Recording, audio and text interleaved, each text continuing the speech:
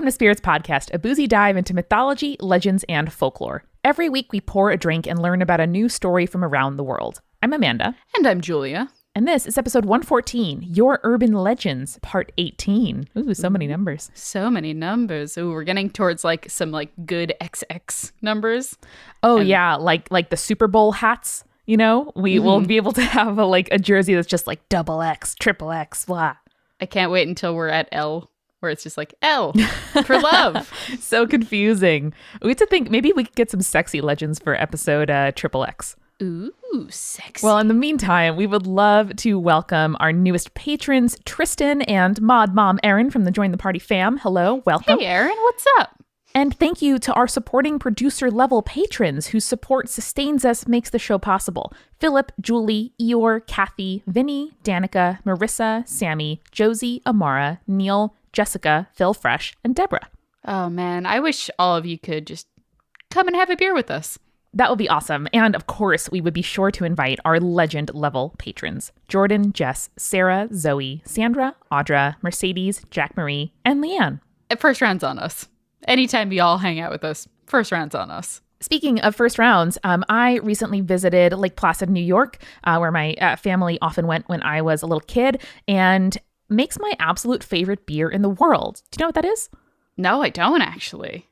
Well, you tasted it, Julie. I didn't tell you what it was, but I did pour it for you and you just drank it, which is that Ubu Ale right. from Lake Placid Brewery. It is just this I think it's 8%, so it has some kick to it. Just like a smooth, dark ale, not too carbonated, not too hoppy, not too malty. It is the beer that I could drink literally all day long, and growler refills are $12. Wow, so that's good. Nothing like it, and Ubu Ale, that's what we were drinking this episode. Amanda, you could hand me a drink of anything anytime and I would drink it without question. Well, I very much appreciate that. And I feel that way when you recommend books to me. You just give me a book and I'm like, yes, I will read this, and don't even think about it. So this week, I want to recommend a book that I feel that way about to our listeners. This is the Object Lessons series by Bloomsbury.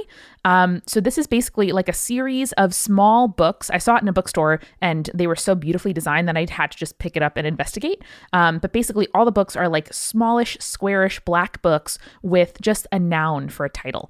And that is a series of essays about the hidden lives of ordinary things. So if you like 99% Invisible, if you like a show like this where you learn about the history of stuff you already know, you should check out the Object Lessons series. Every single book investigates a different object through a variety of approaches like poetry or essays or academic criticism. The first book I read was the hotel book about just how hotels are fucking weird and interesting spaces. I'm going to read Potato next. And so it's just every book is just so intriguing. If you like Maggie Nelson, if you like Rebecca Solnit, if you like some of these kind of contemporary cultural critics and academic writers who write stuff you actually want to read even outside of school, Object Lessons is for you.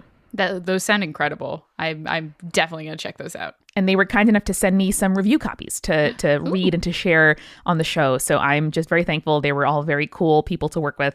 And I would love to write one of these books one day. So in the meantime, you should check it out. Hey, thanks, Bloomsbury. Thinking of things that I want to learn more about, Amanda. Yeah. I would love if our listeners who are from the Portland area, lived in the Portland area and have moved away, etc. If you have Portland, Oregon stories, please email them to us. I want to read them. And also we might read them at a live show in Portland. Yeah, we're going to be there February 16th and 17th for a bunch of Multitude live shows. You can go to multitude.productions/live to get your tickets to that. But we love doing local stories when we do local urban legend shows. So if you have been maybe I'll send in an email, maybe I won't, and you have something related to Portland or Oregon or even the Pacific Northwest, now is your moment.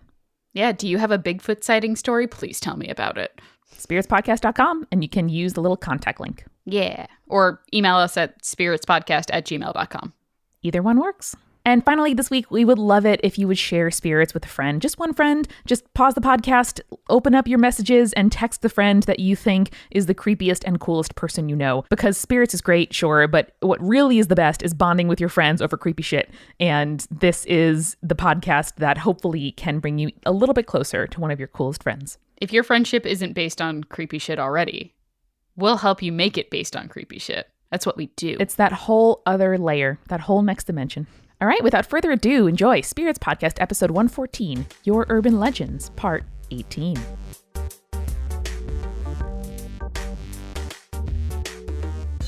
Guys, you know it's not creepy?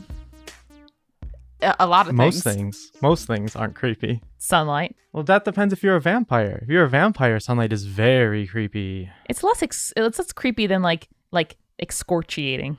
You know the word I'm trying to use? Yeah, like scorches the life out of you. But no, I was gonna say all hanging out together because we just did that at PodCon. Yo, We did it. it was so exciting. We got to see each other, got to meet some listeners. We had a big booth in the expo hall with a bunch of stickers. We have new stickers coming, by the way, for our upcoming events this year, and they're going to be great. Thank you, Art Mom, Allison Wakeman. It was the longest 4 days in so many different ways. I had never been so tired. And we've been to So VidCon much. for 9 years. Yeah, dear Oh boy. God. But it was awesome. Though now we're back home, back to the routine, and that means talking early in the morning, once every few weeks, to record an Urban Legends episode for all of you. I took a nap after I woke up today. you know, Wow. that's very good. It's only 11 a.m., Julia. I woke up at 5 and I took a nap from like 8 to 9. I respect the game. That is impressive. Sometimes you gotta play. My dog is currently snoring quite a bit in the background. So if you hear it Arnie. while I speak, I apologize. I love him so much.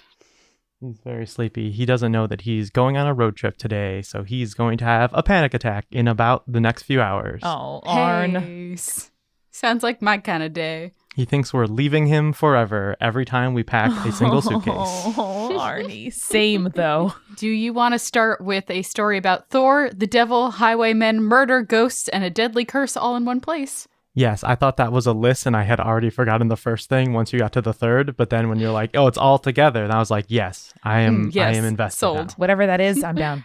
All right, so this comes from a listener named Kate, and they say, I'm waving at you all from across the ocean while singing along to your theme song, which keeps getting stuck in my head. Thank you. Apparently people keep pointing out that it was also in like a Netflix porno. In a Netflix series and in the series, they were shooting a porno. What I think is funniest is that Netflix does not want to pay to license music. And so, like us, 3 years ago, decided to use the best free music out there, Incompetech.org by Kevin MacLeod. Thanks, Kevin MacLeod. You're the best. So I love listening to Spirits, and I wanted to let you know about my local urban myth from England. I live close to Hindhead Common in Surrey, in the southeast of England. Part of this woodland and common includes the Devil's Punch Bowl, a large hollow or bowl-shaped area a couple of miles across. There are many legends about this area, but I wanted to tell you two. One ancient, which includes the devil and Thor together, and one a bit more recent, which includes sailors, highwaymen, murder, hanging, ghosts, and a deadly curse. Fuck yeah. All right, so there are many ancient legends of how the Devil's Punch Bowl was formed, but the most popular involves Thor I'm sorry. and, of course, the devil. I'm sorry, that's just sinking in. The Devil's Punch Bowl. Aren't all punch bowls the Devil's Punch Bowl? Only if you spike them. Ah, bless. So the legend says that the devil lived near the Devil's Jump, the name of 3 hills in a row near Hindhead, very cool name, which is close to Thor's Lie, a village that is now known as Thursley. Thor's Lie? Thor's Lie. Oh, I Like guess lying like the down, oh, I okay. imagine. I was like, Not like, I mean- Thor lied to me. I know that Loki told a lot of lies, but I thought Thor was relatively straightforward. It just does a lot of murder. That's just how it goes.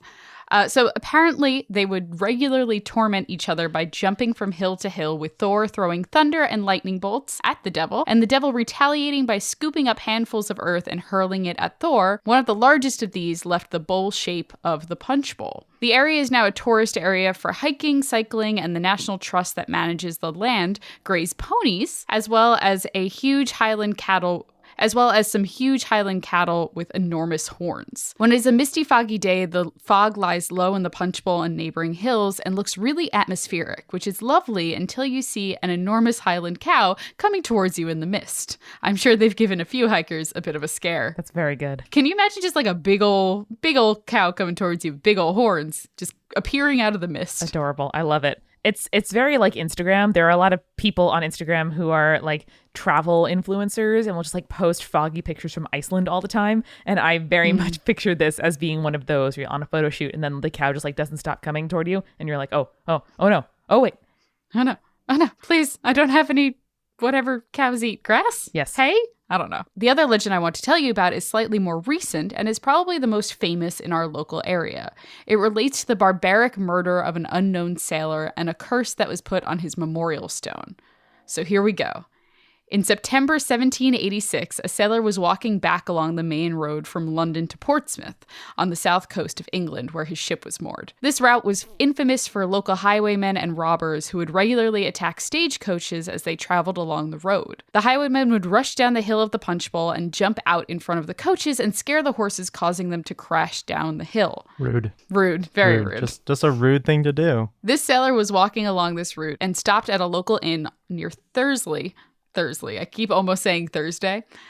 Near Thursley for it could have happened on a Wednesday, so it could have been near Thursday as well. It could have also been near Thursday. Thank you, Eric. Boo. That was a dad joke. All right, so he stopped at a local inn near Thursley for a rest and a drink. Whilst he was there, he met 3 men who he bought drinks for during the evening. At the end of the night, these 3 men followed the sailor from the inn. They attacked him, stripped him of his clothes, stole all of his belongings, and then murdered him by cutting his throat so severely they almost decapitated him. Oh my God. This is nearly Headless Nick bullshit right here. That's very Sweeney Todd. That's very much like, oh, Sweeney, so thank you for saving my life. I'll see you later on the streets, maybe. And then like all the other crew mates have just died.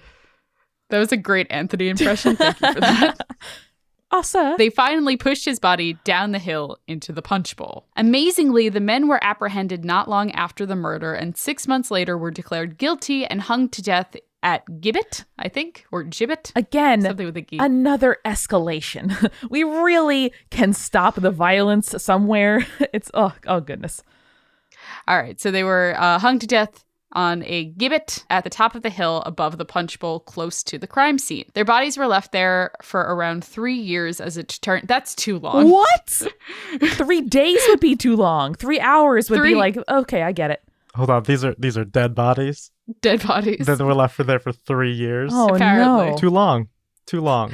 Well, they were left there as a deterrent to highwaymen and others thinking of committing similar crimes. It's like how they used to hang like the bodies of pirates outside of like harbors so that pirates know, hey, don't come here. Yeah, but how do the skeletons stay together as all the shit decomposes? There's surely animals. There's surely animals around that would have like also it's not. It's just it does what that. We're baffled. Listen, I'm just telling the story.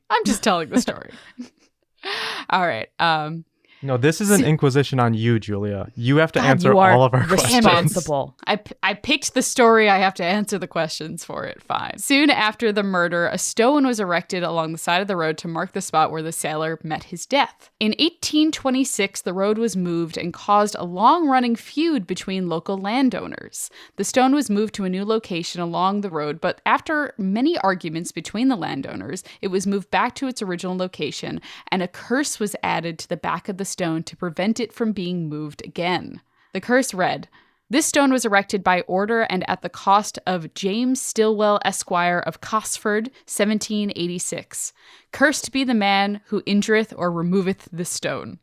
A good use of ith. Oh, yeah. The other landowner didn't like this at all and so placed his own replica stone on the road, and at some point before 1889, the original stone was vandalized and moved back again to the new road.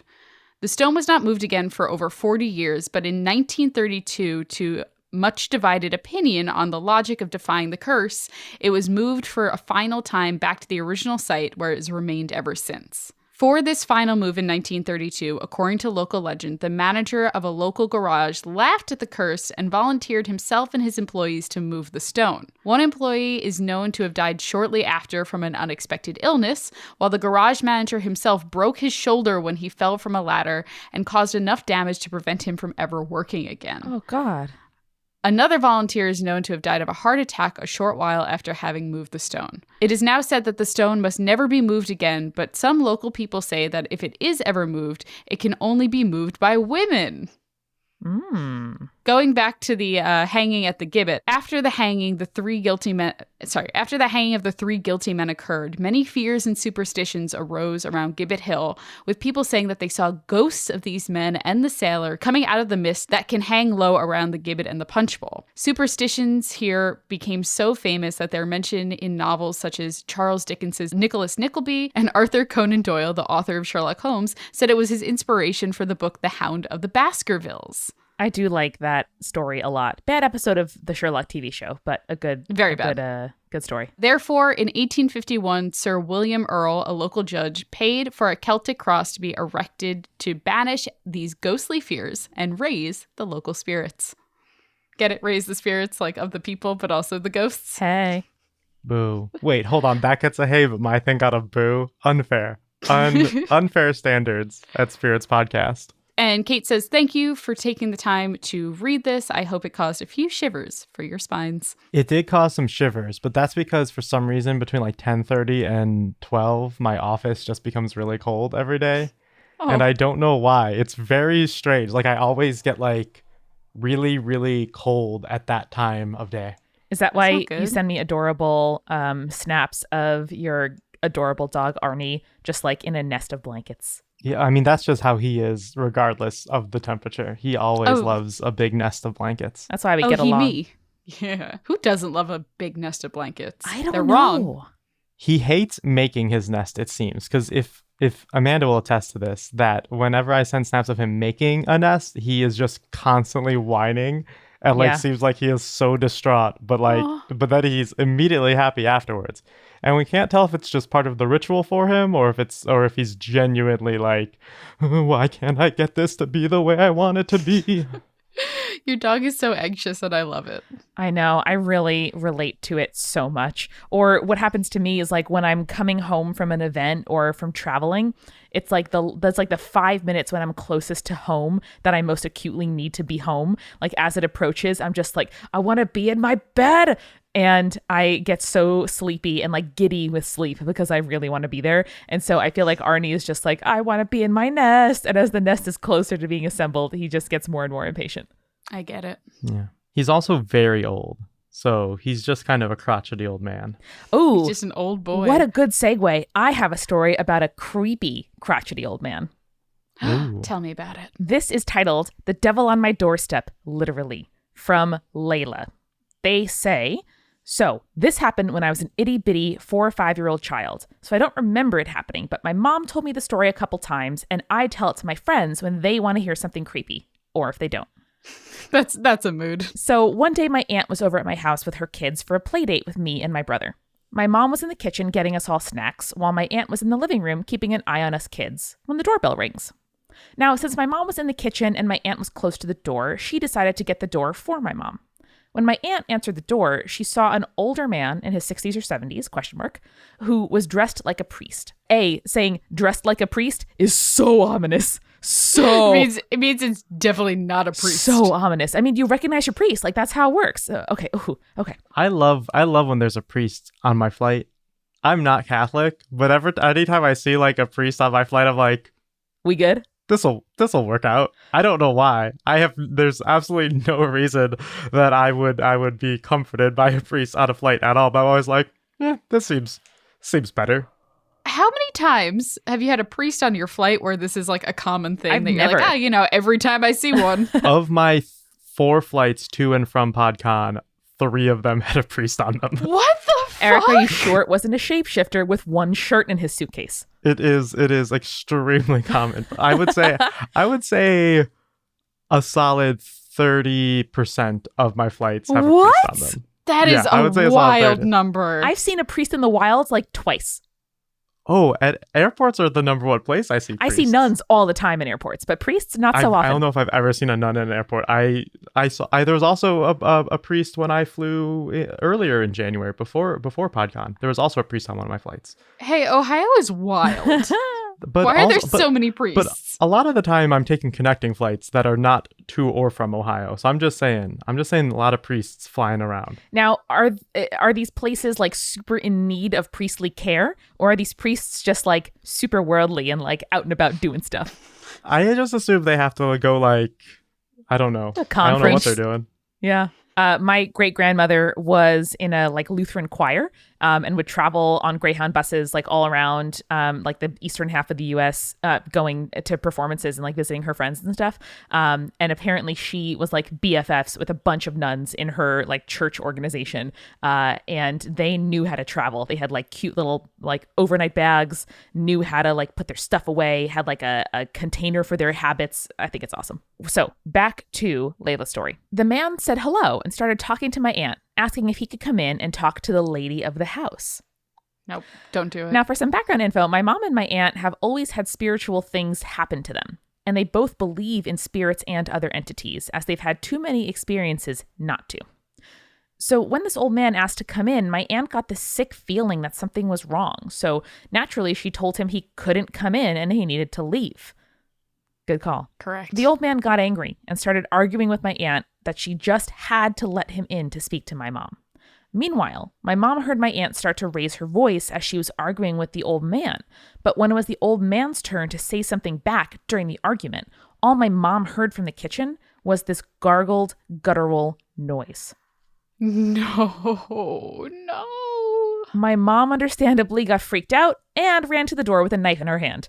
Parentheses, I think she was cutting up fruit or something, and Correct. was pointing it at the fake priest, yelling at him that he's not allowed into this house and never will be, that God is protecting the house and that he needs to leave. So finally, the old man leaves all pissed off and stuff, and my mom and aunt talk about it because they're both freaking out and knew something was wrong, and they were just really glad that nothing happened. Oof, that's just it, huh? Oh, man. And they finish with, this isn't the only story I have. It's just one that I have the most facts about. I'm also trying to get more facts for a story about how my brother had a demon as an imaginary friend when he was little. Hope to share more in the future. So many children have demon imaginary best friends, and we need to talk about that real quick. Yeah, I mean, Just like, I had an imaginary friend that was like an anthropomorphized bee named Buzzer Bee. Actually, I think it was a bee-shaped bee, but he was very sweet and I liked having him. And we were hanging out with my brother Connor at PodCon, and he was like, oh yeah, no, I made up an imaginary friend because you had one and I was jealous. And I was like, oh yeah, checks out. I'm glad that it wasn't an anthropomorphized. No, it was because- pre-bee movie, and Buzzer Bee was just like a cute little fat bumblebee. You caught on to the track that I was definitely going on to, which was your friend was Jerry Seinfeld, the bee from Bee Movie. No, super no. damn it. Buzzer Bee was pure. Bee Movie, but it's an episode of Spirits Podcast. Already haunted. Checks out. We've probably said all the words in Bee Movie. I could probably just go through and cut. Make like a MIDI words keyboard. Oh Lord! And just post them into the V movie. That's horrifying. Please don't ever do Cursed that. audio. I mean, now that we've said B a bunch of times, we definitely have that one covered. So Shit. I bet we could get the rest. We just need to find the character names. I guarantee a listener has been named every character in B movie by now. Oh no! Oh I feel like I have no idea what the plot is, but you'll just need lines like, "Oh no, an anteater is coming for the hive." A lawyer trying to save the bees falls in love with a bee. That Correct. sounds wrong. Yeah, no, it's very wrong. Oh, it's very bad. I have a story that I see says that their grandmother was a devout Irish Catholic. So that seems like it's on the chain We're of on what brand we've been today. talking about. Let's do it up. Let's do So it. I'm going to read this story from Heather.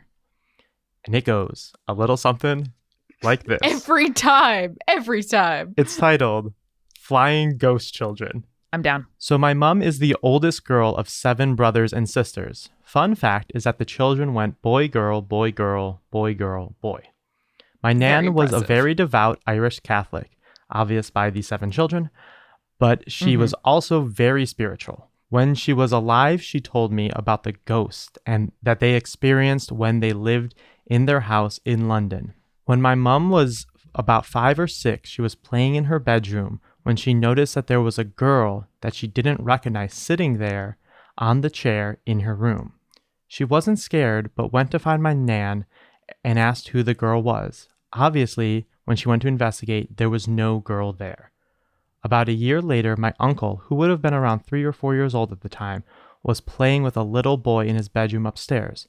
The little boy stopped playing and flew out of the open window. No. My uncle then jumped out the window after him. I need to stress that my uncle was fine and thankfully only got some scratches and bruises. Hey uncles, maybe don't jump out windows. But also that seems Never. like a very uncle move. Seems like something that I'll end up doing in the next 5 years. Yeah, or so, like there is a new trampoline uncle. below. Don't worry. Just freaked out my kids and gave them nightmares forever. Yeah. Now everyone's afraid of heights. When asked why he had jumped out the window, he said he wanted to follow the boy. The creepy thing is that my mom's younger sister said that she had seen my uncle playing with a boy that she didn't recognize, but thought it was just a friend from school. I want to point out, I'm now realizing that the uncle was 3 or 4 in the story and not an uncle at the time. Not a grown man. Because when I said that's a real uncle move, I was thinking like, like a grown man. I had forgotten the age 40-year-old thing man. already. Listen, and then Eric, he was like going out to save the child. Listen, some toddlers are born toddlers. Some toddlers are born uncles to be. I mean, that's true. That's very true. Checks out. Also, my mom told me that recently both my nan and granddad had both seen a ghostly woman leaning over the youngest auntie's crib on separate occasions. They hadn't told each other until they had moved, as they didn't want to scare the other. Just tell people things. Just tell them the things. My nan also told me that in the house she would be sitting watching TV and a woman would walk into her room and then walk out the opposite side wall. No. I don't think they saw anything else. Nothing else, though. Don't worry. They didn't see anything else. Honestly, like, that unsubstantiated. The rest, if there was more, totally understandable. I don't think they saw anything else once they moved, but I often wonder if the new occupants had seen anything else in that house. Thanks for the amazing podcast. Can't wait to hear more. Okay, I have a question for y'all. Hypothetical question. Okay. If you had lived in a haunted house and you moved out of the haunted house, Yeah. would you ever like try to like track down the people who are currently living in your house to find out like, hey, you got ghosts? The ghosts, they there? I saw enough of Hill House to know that that's never a good idea to revisit previous hauntings. And no. No? All right. I don't think the house I grew up in was haunted, but I will say that all 3 of me and my 2 sisters slept walk a bunch until we moved and then never slept walk again. That's horrifying. Eric, how are we just learning this? You can't just tell us you were a creepy child now. But no, that's not because that's not... Okay. No, I want to be very clear. Sleepwalking is not a creepy kid thing. Yes, it is. It's creepy. Sleepwalking is a creepy thing, but happens to people across all age groups and like is not like the weirdest thing that you can do. I'm not saying like there's a little boy in my closet. I'm not saying like creepy shit. I'm just like sleepwalking is a thing that happens. But we did all immediately stop. We also didn't sleepwalk a ton. It happened very rarely, but we never did it. Even though we were all different ages, immediately stopped once we moved into a different house. You know, That's Eric, so fucking weird. Like 11th graders told us in elementary school regarding like, I don't know, cocaine. Never even once. Never once. Don't even do it once. What 11th graders were telling you not to do cocaine? Remember the what DARE am I not supposed to program? be doing? Sleepwalking? You don't control it. You don't decide to sleepwalk. I can decide if I do cocaine or not. It's very different. They're probably talking about pot, and all of us were like, okay. Well, before I sleepwalk away from this podcast, Oh, no. I think we should get a drink and get back to it in a little bit. And think about our choices. Sure, let's go. So, Amanda, I was taking the flight back from PodCon, and I missed it terribly. But I got such like creative juices flowing from attending PodCon, like just talking to a bunch of creators who are really passionate about all their stuff. It was awesome. So, like, instantly, the first thing I wanted to do, I was like, what if I like went on Skillshare real quick and saw if they had any classes about like, you know, developing characters and developing like writing stuff that I can really utilize with all this creative juices that are flowing through my body. And of course, Skillshare did. So I found Skillshare provides. So I found a wonderful class called Making a Hero, Protagonist Development for Film and Fiction, and you bet I enjoyed that. It was very, very cool. Basically, the teacher kind of poses a series of questions that help you both generate ideas and also solidify who your main character is in relation to your plot, which is like really, really important if you know anything about creating fiction. And if you want to learn about that, or if you want to learn about how to like shoot photography, or if you want to learn about how to market your podcast, Skillshare is the online community for you. It's the online community for creators. They now have over 25,000 classes, and they will help you fuel your curiosity, creativity, and career. Yeah, Skillshare is the absolute bomb, and I love that subject. I always think of like setting ideas, but characters are harder. So learning a little bit more about how to develop a protagonist and relate them to your story sounds right up my alley. And you can sign up for 2 free months of Skillshare Premium at Skillshare.com/spirits2. New year, new URL. That's Skillshare.com/spirits2. Spirits 2, check it out, take a class, learn about life. And let us know how you like it. We are also sponsored this week by Calm. Now, Julia, you mentioned the immense amount of travel that we have been doing. And I always get a little bit nervous when traveling because my sleep routine is really specific. Oof, and yeah. I have a little alarm that tells me when to start getting ready for bed. And I brush my teeth, I shut my devices, I like get into bed, turn my fairy lights on, and I, just kind of ease into sleep. But that's not always possible when you're traveling. But luckily, the most important part of my bedtime routine can come with me anywhere because those are sleep stories on Calm. They help me just focus on one thing as I'm trying to fall asleep. They're wonderful voices. The person that played Martha in Doctor Who now narrates one of the stories. It's very exciting. That is very cool. And they're just good old bedtime stories. There are ones for kids, ones for adults, one that anyone will enjoy. And you can just listen to that as you drift off into sleep. So whether you need help sleeping, whether you're feeling stressed or anxious, you want to try meditating in 2019, Calm is the app to use. And for a limited time, listeners of Spirits can get 25% off a Calm premium subscription at calm.com/spirits. So that means you get unlimited access to all of Calm's amazing content, all of their sleep stories, all their meditations. That's calm.com/spirits. Calm.com/spirits. Thank you, Calm. All right, now let's get back to the show. Do you want to hear about Druids the Elemental and 4 haunted castles from Ireland? Hell yeah. 4 haunted castles? 4 whole haunted castles. No, I only want to hear about 5 haunted castles. So this comes from Circa. So I've been meaning to send this in for a while, so here it goes. I grew up in a small town in the Irish Midlands, which just so happened to be within a 40-minute drive of 4 of the most haunted castles in the country. A fact which I never even thought was weird or interesting until recently. Why? I don't understand.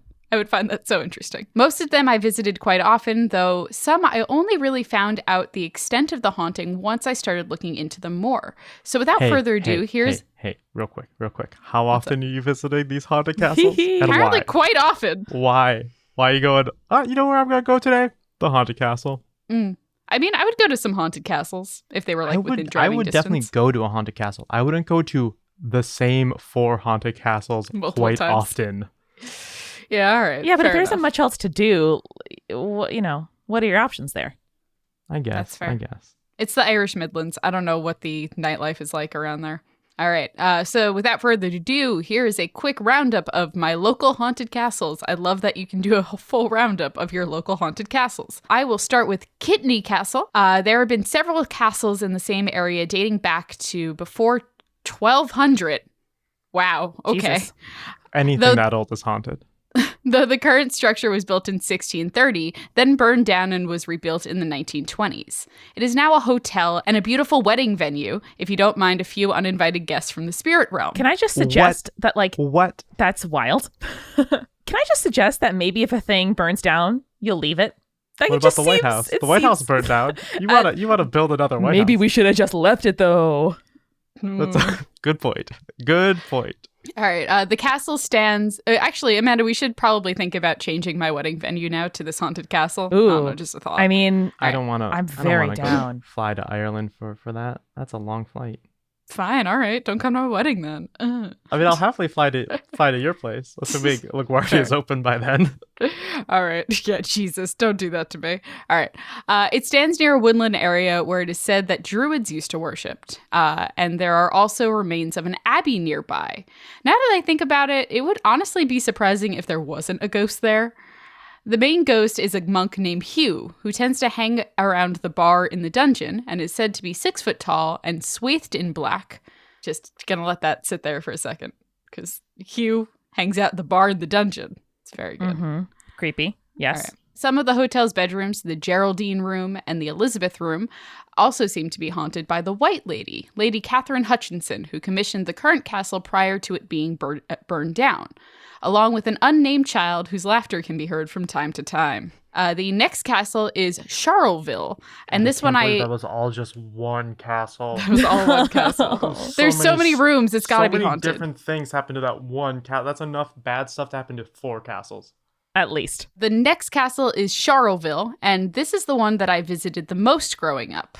My cousins even had an overnight stay there on Halloween, but I preferred to only visit during daylight for obvious reasons. Smart. Our one smart listener. It was built in the late 1700s, not long after the surrounding town was all but destroyed in a fire caused by a freak hot air balloon incident. Oh no! They linked to an article about it. I'm gonna read it later. Oh no! I broke Eric with that one. Yep, Eric's broken. So this is spoilers for the 50th hour of Red Dead Redemption 2, but there is a hot air balloon chase in that game, and now I'm just imagining that ending in a crash into a castle, and it's... I'm surprised it didn't. No, it doesn't, but man, that game, sometimes that game just goes, you know what, here's a bit of that surreal Grand Theft Auto humor in a mostly grounded Western game. Sure, fair enough. Oh no. Okay, this castle is also located in a wooded area, which also has evidence of druidic rituals. The castle was owned by the Bury family for generations, and the family is said to have a strong link to the large oak tree at the entrance of the grounds, known as the King's Oak. It is said that any time a branch fell from the tree, a member of the family would die. No. Bad tree. In 1963, there was a huge storm and the tree was hit by lightning, splitting it down the middle. The tree survived, but not long after, the head of the Bury family and the last of the family to own the castle died suddenly and unexpectedly. The tree still stands there today, and it is perfect for climbing. We used to use it for picnics all the time. Just try not to think about the death. The main ghost which haunts Charleville is the young girl named Harriet, who lived in the castle and died after falling while sliding down the balustrade? Balustrade. Balustrade. Thank you, Amanda. Got it. It's like banister. That's what I figured but it posh. was. Of the main staircase in 1861. She can be heard singing, laughing, and crying from time to time, and has even been seen on camera a few times. Okay, question.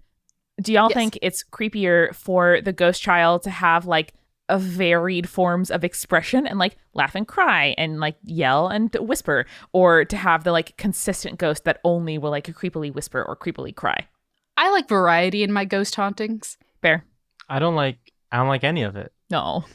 Fair enough. I don't want any of the hauntings. You just want fiery balloon crashes, is what I'm hearing. Well, we've got 2 more. So, Clonedy Castle was built in the 16th century and gifted from Henry VIII to Anne Boleyn's father in exchange for her hand in marriage. Uh-oh. Two of Anne's nieces lived there, and when one of them died, the other jumped off the tower as she could no longer live without her sister. Oh, no. Sad. The tower is haunted by a figure known as the Thin Man, who is seen hanging around at night with a green glow around him. Take it back. Mm-mm. Walk it back. Nope. I can't do it. Sorry. It is now owned by my former ballet teacher, and she said she saw the ghost herself after having invited a psychic to draw him out, but he doesn't come out often. That's the best situation for a ghost, where it's he's around sometimes. Yoinks. I have a quick inquiry. Okay. how much do ballet teachers make? Apparently a lot. Okay, also... because I'm quitting the podcast and going to teach ballet, because apparently you can buy a castle on that salary. Only haunted ones. Castles are very cheap in Ireland. There are a lot of them, and a lot of them are in disrepair. They also have like tax incentives to buy historic properties and then like renovate them. So I've heard about this actually for some reason recently. It's it was probably at PodCon. It's very doable, actually. Hey, Amanda, you're an Irish citizen. I am. We could buy a castle. We super could buy a castle, though. Why hasn't this occurred to me? We definitely need to change it to buying a haunted house in America to just buying any castle in Ireland. Okay, that's it. Probably We're haunted. doing it. We're doing it. 1,000 patrons. We're going to buy a haunted castle in Ireland. Let's look at the prices of what castles cost and then figure out what 1,000 patrons would be, because let's not promise at 1,000 patrons we buy a castle. Okay. That might be not feasible. Let's make it 6,666 patrons. That's perfect. Okay. We will definitely cool. buy a castle if that many I people personally become will patrons. buy a castle, or else I'm not going to invite a haunting on my name and house and lineage, but I will flagellate myself in the internet. All right, we have one last castle, and finally, we have Leap Castle, which might be the most haunted place in Ireland. Some even say all of Europe. It was built in 1250 and was the home of the O'Carroll clan, who were very fond of murdering each other. Oh, no. One pair of the brothers, Teague and Thaddeus, were in competition over which of them would inherit the castle. Teague burst into the castle's chapel where Thaddeus was saying mass and stabbed him in the back so that he died at the altar. He still haunts what is now known as the Bloody Chapel, especially since, in 1922, a secret room was found behind the chapel, full of human remains dropped from a trapdoor in the room above by the O'Carrolls. No! I'm sorry, like you know you have a problem when you have to like build infrastructure to support and conceal your habit of murdering. That's bad. The McMahon family also haunts the castle, who were poisoned by the O'Carrolls at a feast. Yoinks. I'm also related to some Mahans, which is a similar spelling of the same like original family. So yikes. Mm-hmm. The castle has then been passed to the Darby family. And if you thought this was about as haunted as it could get, you have no idea. Mildred Darby, who lived in the castle around 1900, was quite fond of the occult and held quite a few seances. At one of these, she accidentally summoned an elemental, which attached itself to the castle and remains there to this day. She also summoned dozens of other spirits who still linger in the castle.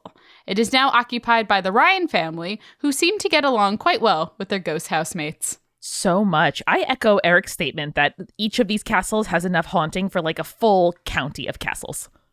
Mm-hmm. Mm-hmm. Yeah, for sure. I'd also like to apologize to our other listeners who are also smart people, since I said this person was our only smart listener. There are at least 3 other smart listeners to Spirits that can don't confirm. walk into like the most spooky situations and don't immediately turn around. Actually, we got an email from one of those very smart Spirits listeners, so I'll tell you all about that. So this is from Olivia, who we actually met at PodCon. They write, I was the anxious Gaby who briefly said hi, which just like mood. I want a t-shirt. I love you. Yes, we feel Also, you. you're going to have to be more specific. Yeah. So Olivia writes, after we went to your live show, we went back to our hotel room where I began to feel a little creeped out, as if someone was looking over my shoulder whenever I was in the middle of doing something. And I woke up twice during the night to discover the closet door had opened on its own. I just want to point something out real quick here. Everybody that went to PodCon stayed in the same hotel, except for me and Julia, which means, Amanda, you stayed most likely in the exact same hotel as this person, which you stayed at a haunted hotel. You did it. Proud of you. I done goofed. Olivia continues. Now, if this were a horror movie, the protagonist would walk into the closet while ooky spooky violins played and you shout, "No, don't go in there," at the screen. But I listen to spirits. So what did I do? Sunday morning, I went in the closet and turned on the lights. I mentioned the lights because the fixture wasn't connected to a light switch. It was just an old-fashioned pull string. So different hotel, Eric. Eat your words. Already creepy. Eden. Don't like it. Meaning, to turn on the light, you have to step into the dark closet. Nope. And wait Just a don't moment do it. as you wrench on that string. Unless you're a spirit of some kind, of course. So I step in, pull on the chain, go to grab my coat and bag when the light suddenly turns out. I quickly turn the light back on, grab my things, and as I rush out, the light turns back off again. That's faulty wiring. Our That's listeners that's just faulty wiring. Hopefully. Oh, buddies. So that is why Olivia titled the email, "Is the Spirits Team a Ghost Portal?" Oh, we might be, much like the girlfriend from that live show. We're not. Nope. And they speculate that that there may be an obvious conclusion here, that the spirit show was haunted and a ghost latched on to me there and followed me back to my hotel. You know, that checks out. Let's not claim those things. Let's be very careful. I don't know. I think you're haunted now.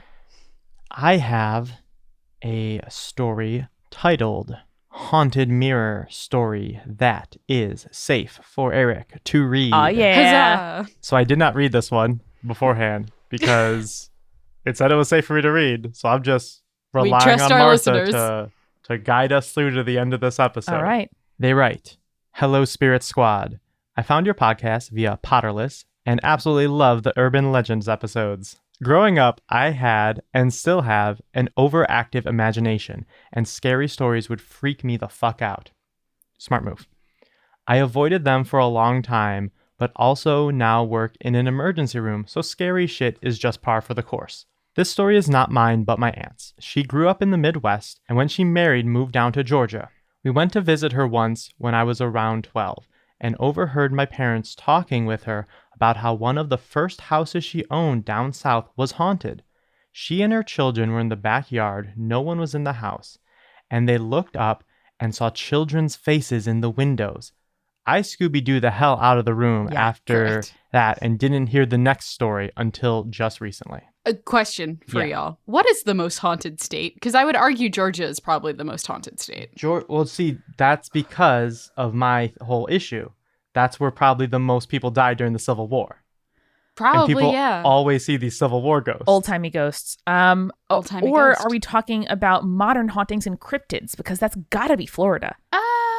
I don't know. Apparently, Ohio is where the most Bigfoot sightings are now. I really thought you were going to say the most wild. priests, because that sounds true. No, are you kidding me? We are not. Priests on flights. We're like Bible Belt North. We definitely have more Baptists than Catholics. Well, based on Julia's and my favorite Instagram account, Cheap Old Houses, which is now on Patreon, and you can support it, which you should. I don't know who they are, but it's incredible, and you can get a whole secret account with more houses if you support them. It's amazing. Oh yeah, no, you gotta get on it. Gotta get on it. Anyway, Cheap Old Houses, it's great. But the most haunted looking houses that they ever post are either in Ohio or Maine. So just population wise, I think Ohio might be the answer. Well, we'll figure that out later and assume until then it's not Ohio. Fair enough. Back to the second story from Martha. When my aunt was still living in Nebraska, this woman's lived all over the place, she had purchased an antique mirror with beautiful molding all around it. Several parts of the frame were damaged, and she meticulously recreated all of the broken parts until it was restored. Good job, Aunt. But then when the aunt put the final splinter in, it glowed and it sucked her into the spirit realm and spat back out a doppelganger. Yeah, that would haunt the life out of her family. Oh my God. I mean, that would be quite the twist if that's what happens. I am also just this moment realizing that all the mirrors I own are antique mirrors. I have never bought one of them new, and maybe I have to rethink my choices. Yeah, for sure. You do have a substantial amount of mirrors in that apartment. I have a fair number of mirrors. I do. They're good for bouncing light all around. Oh, no. One day... Oh, no. Oh, no. Oh, beans. That little extra detail about bouncing light. One day, she was talking on the phone with a friend, only several feet away from the mirror. Somehow the conversation... I am several feet away from a mirror at all times in my house. Oh, no.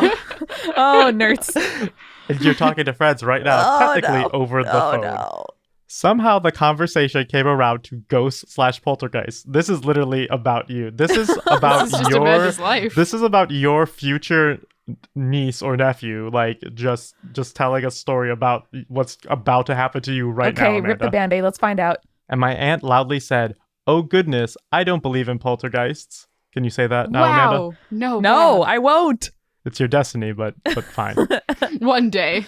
As soon as she said that, the mirror flew off the wall and fell about 6 feet away, with all of the restored molding breaking off the mirror.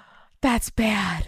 The mirror had also been nailed into a stud in the wall, and the wood from the stud had splintered from the force of the nail being removed. What the fuck? Needless to say, my aunt was freaked. Later, at a different house, the mirror was hanging above a radiator. Why would you keep the mirror at this point? Oh, beans. And it fell off the wall several times. Oh my God. However, when you think about it being above a radiator, you would think that it would either fall on top or behind the radiator. Nope, it fell several feet in front of the radiator. I don't think she has the mirror still. Smart. Thank but you. Please go make after this sure. first incident, I would have thrown that shit out. Oh, yeah. Yeah. Oh, yeah. Yeah, smart. Good Yeah. listener. Like, here's the thing. Like, at first, I'm like, you know what? There are, like, weighted nails and, like, hooks for hanging stuff. Maybe it was just that. But the fact that it's falling a distance away from the wall is extreme. It splintered the stud. I've never heard of that happening. That requires force. Yeah. Unless you like drag the painting like up or down the wall and like the nail rips in a direction, just falling, I've never heard of. I also like that the sentence that she said was, "Oh goodness, I don't believe in poltergeists," which is, I feel like a thing no one's ever actually said. I mean, maybe oh she goodness was. me, I don't believe in poltergeists. Well, you've said it several times now. I hope there's no mirror in that room. There is not a mirror in this room and Huzzah. multiple things hanging up on the wall, and none of them have fallen. So Huzzah. Let's hope that We're remains good. We're true good during here. your trip. Oh. Oh no, that sounded creepier than I wanted it to. yeah, I didn't like that one bit. Why'd you have to do that? Oh, Don't sorry. Don't put that omen on me. Okay. Well, I'm the aunt, so clearly this is going to happen to me at some point. Whew. Well, we had a lot of hauntings this episode, but also a lot of smart choices. So, listeners, I feel like together we are all deciding and learning and future-proofing ourselves against hauntings. Yes, and remembering to stay creepy. And stay cool.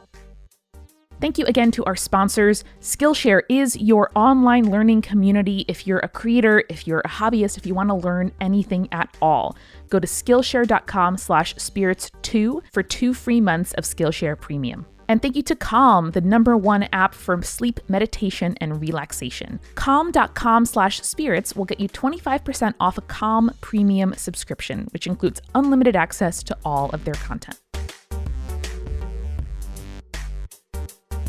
Spirits was created by Amanda McLaughlin, Julia Shafini, and Eric Schneider, with music by Kevin MacLeod and visual design by Allison Wakeman. Keep up with all things creepy and cool by following us at Spirits Podcast on Twitter, Instagram, Facebook, and Tumblr. We also have all of our episode transcripts, guest appearances, and merch on our website, as well as a form to send us your urban legends at spiritspodcast.com. Join our member community on Patreon, patreon.com/spiritspodcast, for all kinds of behind-the-scenes stuff. Just $1 gets you access to audio extras with so much more available too. Recipe cards, director's commentaries, exclusive merch, and real physical gifts.